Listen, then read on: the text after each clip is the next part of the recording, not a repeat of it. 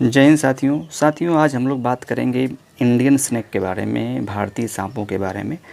क्योंकि ये बरसात के मौसम में सांप बहुत लोगों को काटते हैं और उनकी मृत्यु तक हो जाती है। तो सांप के काटने से मृत्यु कैसे हो जाती है, हमारे देश में कितने तरह के जहरीले सांप पाए जाते हैं, सांपों की कितनी प्रजातियां हैं, उनके बारे में हम लोग इस वीडियो में जानेंगे। क्योंकि जो सांप होते हैं, जब किसी को बाइट करता है तो उसके अंदर अपना विष छोड़ देता है। हमारे देश में क्या होता है, 3 तरह के सीजन्स पाई जाती हैं, मौसम पाए जाते हैं, जाड़ा, गर्मी और बरसात। जाड़ा में तो सांप जो होता है अपने बिलों में रहता है, वो जल्दी बाहर नहीं निकलता है। गर्मी के मौसम में क्या होता है कि जो सांप होता है वो अपने बिलों में जब गर्मी से परेशान हो जाता है तो बाहर निकल कर के इधर उधर वो घूमने लगता है, और उस कंडीशन में बहुत कम लोगों को बाइट करते हैं। लेकिन जैसे ही बरसात का मौसम आता है तो उस कंडीशन में क्या होता है कि उनके बिलों में पानी भर जाता है, चारों तरफ पानी हो जाने की वजह से वो किसी ऊंचे स्थान पे या फिर इंसानों के गाँव के घरों में वो प्रवेश कर जाता है, और जब किसी इंसान के संपर्क में आता है तो उसको बाइट करता है, और इस दौरान उनकी मृत्यु तक हो जाती है। तो सांप जब काटता है तो वो मनुष्य के शरीर में अपने जहर को छोड़ देता है। ये जहर होता क्या है, सांपों के जहर को हम वेनम के नाम से जानते हैं, वेनम कहते हैं।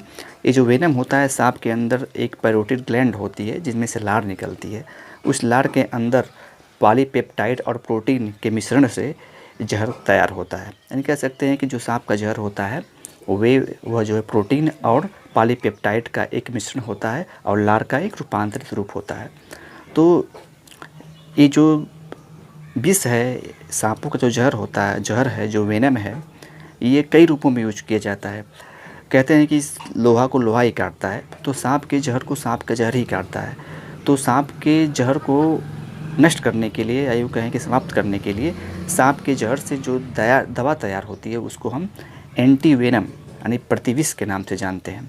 यानी सांप के जहर से जो दवा बनती है एंटी वेनम कहते हैं, और एंटी वेनम की सहायता से हम सांपों के जहर का इलाज करते हैं। तो कहने का मतलब ये है कि हमारे देश में जो सांप पाए जाते हैं, अभी वेनम जो होता है वो ये जो वेनम है यानी जो सांप का विष है वो 2 तरह का होता है। ईमोटॉक्सिन होता है और एक न्यूरोटॉक्सिन। ये 2 तरह के जो है सांपों के विष को कैटेगराइज किया गया है, ईमोटॉक्सिन और न्यूरोटॉक्सिन। ये 2 तरह के सांपों के अंदर जहर पाए जाते हैं। जनरली क्या होता है कि सांपों का जो जहर होता है वे तंत्र के इलाज में, या फिर हृदय के संबंधी बीमारियों के इलाज में, या ब्लड संबंधी बीमारियों के इलाज में भी हम सांपों के जहर का जो इस्तेमाल मेडिकल साइंस में किया जाता है। तो अब बात करते हैं कि जो ये सांप है जब किसी इंसान को काटता है तो उनकी डेथ हो जाती है, उनकी मृत्यु हो जाती है, क्योंकि ये बहुत ही डेंजरस होता है। और जो वेनम होता है, इनकी क्वांटिटी हर तरह के सांपों में अलग अलग पाई जाती है। किसी में जो विष होती है उसकी मात्रा अधिक होती है, किसी में कम होती है, किसी में ज़्यादा होती है, किसी में होती भी नहीं है। हमारे देश में सांपों की 270 प्रजातियां पाई जाती हैं। उनमें से 50 प्रजातियां ऐसी हैं जो कि बहुत ही विषैली होती हैं, यानी पॉइजनस स्पीसीज़ होती हैं। उसकी संख्या जो है वो 50 होती है। उनमें से भी 15 प्रजातियां ऐसी होती हैं जो बहुत ही डेंजरस होती हैं, बहुत ही विषैली होती हैं, जिनके काट लेने से इंसान की मृत्यु 100% तय की हो जाती है, और समय से हॉस्पिटल नहीं पहुंचता है। तो कहने का और सांपों के काटने की वजह से हमारे देश में जो आधिकारिक आंकड़े आए हैं उससे कहा जाता है कि 46,000 यानी 46,000 पर ईयर जो मृत्यु है वो सांपों के काटने की वजह से हो जाया करती है। तो जो हमारे देश में जो सांप हैं, जहरीले सांप हैं, उनको 6 भागों में कैटेगराइज किया गया है। पहला जो सांप है जो कि बहुत ही पॉइजनस है, बहुत ही जहरीला सांप, जिसको कहते हैं इंडियन क्रैत, यानी उसको क्रैत के नाम से जानते हैं। इसके काटने की वजह से 10,000 लोग प्रतिवर्ष मर जाया करते हैं। इसके अलावा इंडियन कोबरा, जिसको कि भारत में नाग के नाम से भी जाना जाता है, इसकी लोग पूजा भी करते हैं। इसके काटने से प्रतिवर्ष 15,000 लोगों की मौतें हो जाती हैं। इसके अलावा रसल वाइपर, जो कि बहुत ही विषैला सांप है, इसको एशिया का सबसे डेंजरस सांप कहा जाता है। साइज़ में बहुत छोटा होता है लेकिन बहुत ही डेंजरस होता है। इसके काटने की वजह से 25,000 लोगों की मृत्यु हो जाती है। कहा जाता है कि जो रसल वाइपर है, इसके विष को मारने के लिए, यानी इसके विष को समाप्त करने के लिए जो एंटी वेनम होता है नहीं बनाया गया है। जब ये सांप काटता है तो क्रैत और कोबरा का जो एंटी वेनम है उसी से इसका ट्रीटमेंट किया जाता है। और ये भी कहा जाता है कि जो रसल वाइपर जब काटता है कि वहाँ की जो स्किन होती है वो सड़ जाती है। इतना डेंजरस सांप जो रसल वाइपर को कहा जाता है। स्किल वाइपर है, ये भी बहुत डेंजरस सांप है। इसके काटने से प्रतिवर्ष जो है वो 5,000 लोगों की मृत्यु हो जाया करती है हमारे देश में। इसके अलावा तो किंग कोबरा को कहा जाता है कि एशिया का सबसे, यानी पूरे वर्ल्ड का, पूरे विश्व का सबसे लंबा सांप है। इसकी जो हाइट होती है, इसकी लंबाई 13 से लेकर के 15 फीट तक कही जाती है कि इसकी लंबाई जो होती है।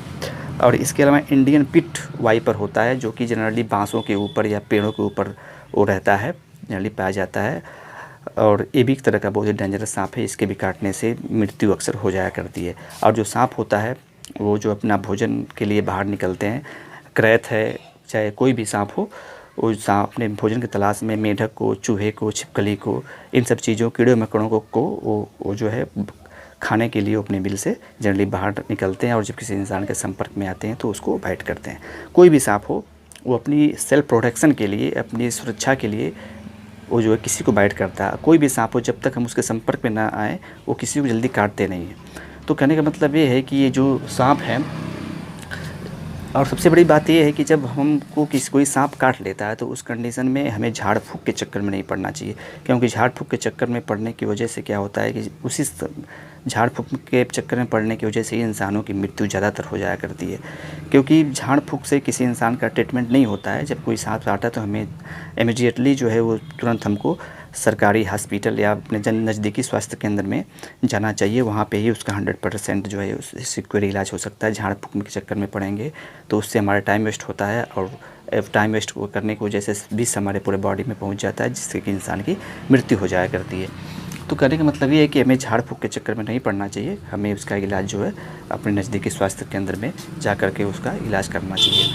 और सबसे बड़ी चीज़ ये है कि जो सांप होता है, सांप से बचने के 3 तरीके होते हैं। सबसे बड़ी बात तो सावधानी है। जैसे बारिश का मौसम है तो जनरली सांप क्या होते हैं, जूते के अंदर घुस जाते हैं। बाइक के पेट्रोल टंकी के नीचे घुस जाते हैं, या फिर उसके सीट के नीचे बैठ जाते हैं। तो इस कंडीशन में हमें जो है अपनी बाइक या जो भी चीज़ें हैं उसको बहुत देख ताक करके, यानी सावधानी से उसको पहनना चाहिए, चलाना चाहिए। रात के मौसम में हमें टार्च का इस्तेमाल करना चाहिए। और बाई चांस अगर सांप हमें बाइट भी कर लेता है तो उस कंडीशन में हमें झाड़ फूँक के चक्कर में नहीं पड़ना चाहिए। हमें अपने नज़दीकी स्वास्थ्य केंद्र में जा कर के उसका इलाज करना चाहिए।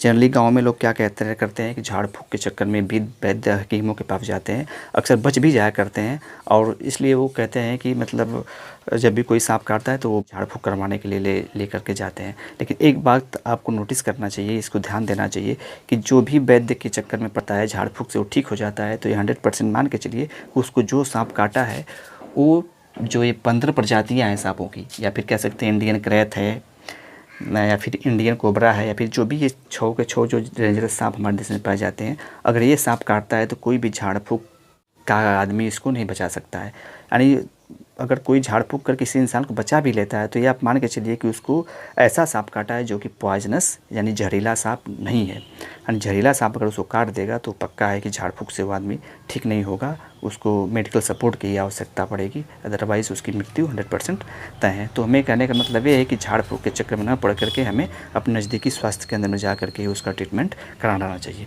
तो आज इसके वीडियो में इतना ही। जय हिंद, जय भारत, नमस्कार।